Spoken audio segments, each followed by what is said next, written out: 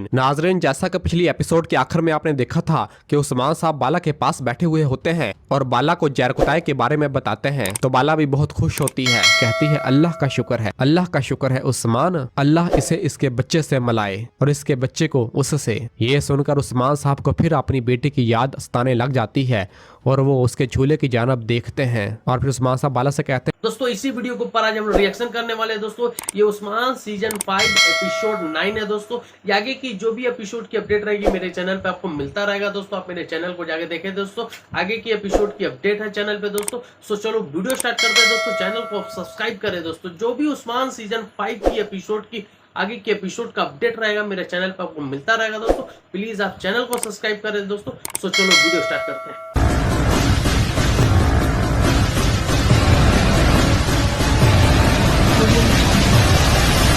नाजरीन, जैसा कि पिछली एपिसोड के आखिर में आपने देखा था कि उस्मान साहब बाला के पास बैठे हुए होते हैं और बाला को जहर कुताई के बारे में बताते हैं तो बाला भी बहुत खुश होती है। कहती है अल्लाह का शुक्र है, अल्लाह का शुक्र है उस्मान, अल्लाह इसे इसके बच्चे से मिलाए और इसके बच्चे को उससे। ये सुनकर उस्मान साहब को फिर अपनी बेटी की याद सताने लग जाती है और वो उसके झूले की जानब देखते हैं और फिर उस्मान साहब बाला से कहते हैं अब मुझे बताओ, अब मैं तुमसे अच्छी खबर सुनना चाहता हूँ। मुझे बताओ अलाउद्दीन ने जो दवा हिंदुस्तान से मंगवाई है क्या तुम्हें इससे शिफा मिल रही है ना? तो बाला कहती है हाँ, इससे मुझे शिफा मिल रही है, मैं पहले से बहुत बेहतर महसूस कर रही हूँ। तुम यहाँ खुशखबरी सुना रहे हो लेकिन बुरी खबर को अपने पास रखे हुए हो उस्मान। मैं सुल्तान मसूद के बारे में जानती हूँ, अब अफरा तफरी फैलेगी। जिस पर उस्मान साहब कहते हैं अफरा तफरी हमेशा मौजूद रहती है बाला, हम इसे रोकने के लिए लड़ते हैं, तुम फिक्र न करो, तुम बिल्कुल फिक्र न करो। इसी दौरान बाला को खांसी आती है और वो अपने मुंह पर कपड़ा रखकर खांसने लग जाती है और बहुत शिद्दत के साथ खांसती है। बाला को साला मिलकर उस्मान साहब कहते बाला क्या तुम ठीक हो बाला?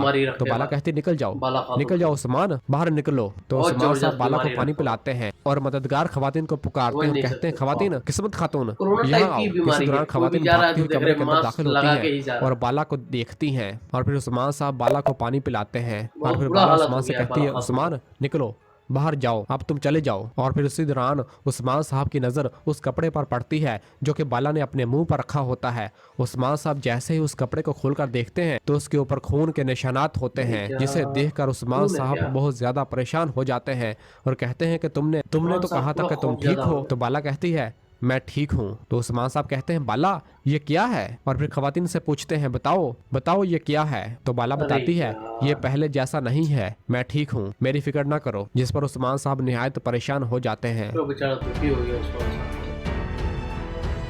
और फिर दूसरी जानब सल्जूकी महल दिखाया जाता है जिसके एक कमरे में अलाउद्दीन और बाई संगूर जड़ी बूटियों के जरिए कुछ बना रहे होते हैं और फिर अलाउद्दीन पानी के अंदर कुछ जड़ी बूटियां और बेहोशी की दवाई डालता है और सिपाहियों से कहता है अगर तुम बेहोश नहीं होना चाहते तो मुंह ढांप लो। और फिर अलाउद्दीन भी अपना नाक और मुंह ढांप लेता है और इसी तरह बाकी सिपाही भी अपने चेहरे पर कपड़ा बांध लेते हैं और फिर अलाउद्दीन उस पानी के अंदर मजीद बेहोशी वाली दवाई डालता है। अलाउद्दीन कहता है हम सरदार के हुक्म की नाफरमानी नहीं कर सकते, हम उस्मान साहब के हुक्म के मुताबिक करेंगे। और फिर अपने सिपाहियों बाई संगूर और हसन से कहता है सिपाहियों के भेस में। तो बाई संगूर कहता जो हुक्म शहजादा। और फिर अलाउद्दीन उस दवाई को एक बर्तन में डालता है और कहता है मुझे अपना फर्ज पूरा करने से कोई नहीं रोक सकता, अगर वो मेरे सामने दीवारें खड़ी करते हैं तो इन्हें तोड़ना मेरा फर्ज है। और फिर इसी तरह दूसरे कमरे में गोंजा खातून मौजूद होती है तो उसकी मददगार खातून गोंजा से कहती है कि अलाउद्दीन वो अपने दिन जंगों में और अपनी रातें किताबों के साथ गुजारता है। ये सुनकर गोंजा कहती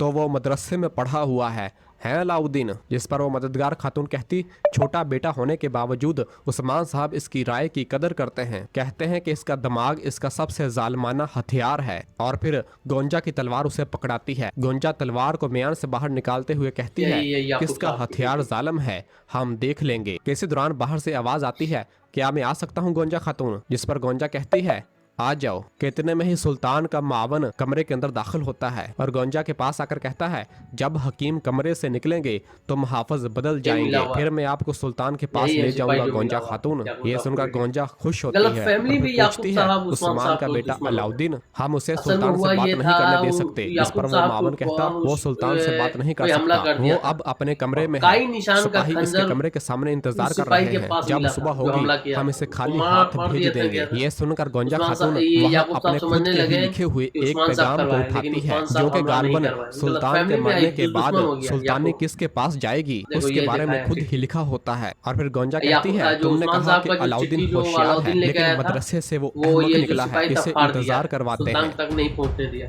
लेकिन याकूब साहब की जो बेटी जो चिट्ठी और लेके फिर आई है दूसरी जानब एक कारवां वो सराय में पहुंचा दे रहा है उरहान सिपाही। खाने के मेज पर बैठा हुआ होता है देखो। और कारा अली का इंतजार कर रहा होता है, जानो मेरे जो कि चैनल पे जाओ, सबूत में सारा सोना वीडियो लेने देखोगे गया तो था। तुमको समझ और में फिर आएगा। अलाउद्दीन अपने जख्मी मेरे हाथ चैनल को को सब्सक्राइब देखता करो है दोस्तों। और कहता है हिम्मत करो हौलफिरा, हिम्मत करो, थोड़ा सब्र। और फिर अलाउद्दीन तुरहान से कहता है तुरहान सिपाही, जब कारा अली सोना लेकर आएगा हम निकलेंगे। तो तुरहान कहता है जो हुक्म शहजादे। और फिर इसी दौरान कारवां सराय का दरवाजा खुलता है तो महमद अपने सिपाहियों के हमरा सराय के अंदर दाखिल होता है और उरहान साहब को देखता है कि इतने में ही महमद सराय आएगा। का मालिक उरहान को बताता है याकूब कि साहब का खाना बेटा। लग चुका है उरहान साहब, सत्तू तैयार हैं। ये सुनकर उरहान जैसे ही उठकर दस्तरखान पर बैठने लगता है तो महमद जल्दी से आकर उसी दस्तरखान पर बैठ जाता है और खाना खाने लग जाता है। ये सुनकर कई सिपाहियों को निहायत गुस्सा आता है और आगे बढ़ते हैं तो उरहान उन्हें रोक देता है। महमद उस खाने को खाकर कहता है ये बहुत मजेदार है, चलो बहादुर आ जाओ। और इसी तरह महमद के सिपाही भी उसके साथ दस्तरखान पर बैठ जाते हैं। ये सब देखकर उरहान कहता हलाल खाने को हराम क्यों बना रहे हो महमद साहब, अगर चाहिए तो हम बांट सकते हैं। महमद इस पर आया ना महमद जवाब में उरहान कहता को रोकने के लिए। कमजोर मांग कर खाते हैं उरहान साहब, हम बगैर पूछे ले लेते हैं। ये सुनकर उरहान भी कहता गलतफहमी ये का सालन शिकार हुआ और है। रोटी है, कल क्या क्या लेंगे हाँ, ताकि हम उसे छुपा लें। आगे- आगे इस पर जाके महमद समझ जाएगा पूछता सर। तुम्हारे देखो, पास है ही क्या अपडेट है, करते रहेंगे 2 दोस्तों, किले चैनल को और 2 सब्सक्राइब कबाइल, करें। जितना तुम्हारे पास है इतना हम अपने लोगों को तोहफे में दे देते हैं। और हकारत से हंसने लग जाता है। और फिर इसके बाद उरहान सराय वाले को आवाज देता है और कहता है सराय वाले महमद साहब के लिए लस्सी लेकर आओ, हमारी फतुहात इन्हें हजम नहीं हो रही, इन्हें ठंडा होने की जरूरत है। ये सुनकर महमद की बोलती बंद हो जाती है और फिर उरहान से कहता है नहीं चाहिए, हम बच्चों की फतुहात पर खुश होते हैं। जिस पर उरहान कहता है हमारी जद्दोजहद बड़ापन दिखाने के लिए नहीं है। और फिर महमद के पास आकर कहता है हमारा हर कदम जहाद के लिए है, लेकिन अगर आप इससे खुश होंगे हम आपको मजीद खुश करेंगे। और महमद को थपकी देता है। और फिर इसी उरहान के लिए दौरान कारा अली मुश्किल सोने का पैदा एक ही संदूक करेगा। लेकर उरहान के पास आता है। उरहान उस संदूक ये को आया खोलता उसी लिए है है महमद। और एक सोने का सिक्का उस संदूक से बाहर निकालता है और उसे महमद के सामने फेंक देता है और कहता है महमद साहब अच्छी तरह मेहमान नवाजी करो। इस पर महमद को निहायत गुस्सा आता है और फिर उरहान सराय से बाहर रवाना होने लगता है तो पीछे से महमद कहता उरहान साहब हम बहुत जल्द मिलेंगे। जिस पर उरहान कोई जवाब नहीं देता और सराय से रवाना हो जाता है।